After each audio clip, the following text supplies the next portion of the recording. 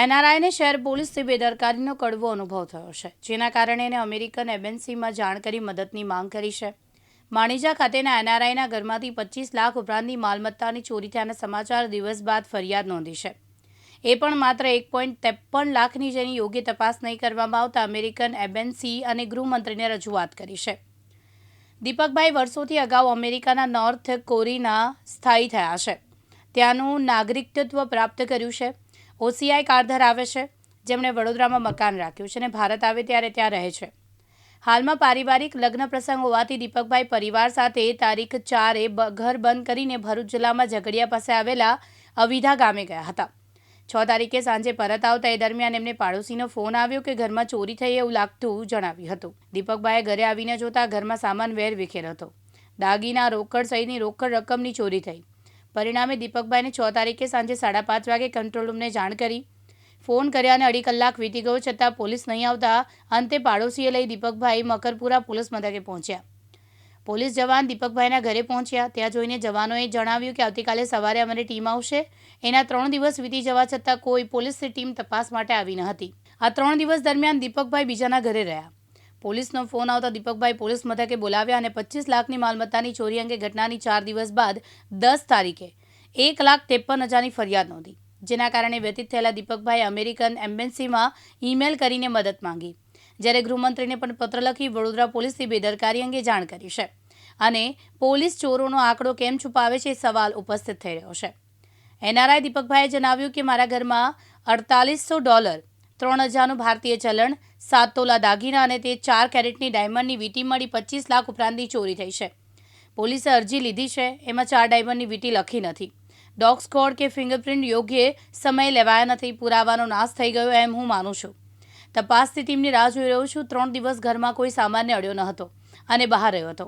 સામાન્ય રીતે મોટી રકમની ચોરીમાં ડોગ સ્કોડ અને ફિંગરપ્રિન્ટ નિષ્ણાતોની ટીમ ચોરીના સ્થળે વહેલામાં વહેલી તકે પહોંચે છે, પરંતુ આ મામલામાં આવું થયું નથી.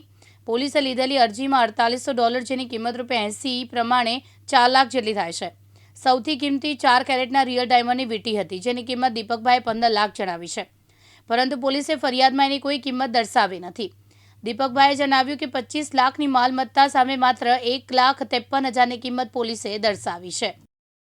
ખરેખર બનાવમાં તો ચોરી થઈ એ તો બધાને ખબર જ છે. શું લઈ ગયા એવો રિપોર્ટમાં છે. ખાલી જે કિંમત મૂકી છે પોલીસે એ ખાલી ઓછી છે. એવો આજે સુધારવા માટે આવવાના છે, રિપોર્ટ લેવા માટે ફરી. જે ચોરી થઈ હતી એમાં શું હતું? એમાં લખેલું જ છે ને, એમાં 4 ડાયમંડની રિંગ છે.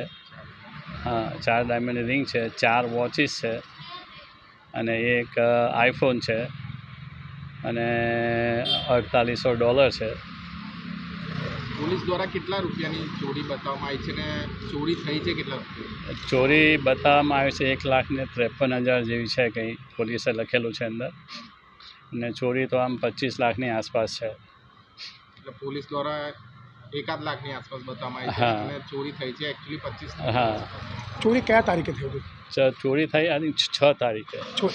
એના પછી આપના ઘરે ફિંગરપ્રિન્ટ અને ડોગ સ્કોડ કેટલા દિવસ પછી આવ્યા? એ મારા ધ્યાન પ્રમાણે તો ફિંગરપ્રિન્ટવાળો નથી આવ્યા હજુ, અને ડોગવાળા પણ નથી આવ્યા. હા, ડોગવાળા આવ્યા હોય, અમારી ગેરહાજરીમાં આવ્યા હોય તો મને નથી ખબર. ક્યાંક ને ક્યાંક ફિંગરપ્રિન્ટવાળો નથી આવ્યો એ પુરાવાનો નાશ પણ કહી શકાય. ડેફિનેટલી કે ફિંગરપ્રિન્ટવાળા આવ્યા તે જ વખતે આવી ગયા હોત તો ફિંગરપ્રિન્ટ કંઈક મળત હોય એમને. સીસીટીવી ફૂટેજ કે એવું કંઈક મળ્યું? ના, સીસીટીવી ફૂટેજ કોઈ જગ્યાએ નથી. ચોરી થઈ એ ટાઈમે કોઈ ઘરે હતું? ના, કોઈ નહોતું. તો તમને કઈ રીતે જાણ થઈ? અમે મારા વાઈફ બીજે દિવસે ચોરી થઈ અને બીજા દિવસે સાંજે 5:30 વાગે અલકાપુરીથી અહીંયા આવી, એની ફ્રેન્ડને ત્યાં ગઈ હતી અને તે વખતે આ જારી પણ ખુલ્લી હતી અને ડોર પણ ખુલ્લું હતું, તદ્દન જ ખુલ્લા હતા. આજુબાજુવાળા સ્થાનિક દ્વારા કશું જાણ કરવામાં? કશી જાણ કરવામાં નથી આવી. કોઈને કોઈ કીધું પણ નથી કે આમાં અહીંયા આ ડોર કેમ ખુલ્લું. માંગ તો એ જ છે કે ભાઈ કંઈક થાય, કંઈ મળી જાય ખાસ તો. વિજય ચૌહાણ, દિવ્યાંગ ન્યૂઝ, વડોદરા.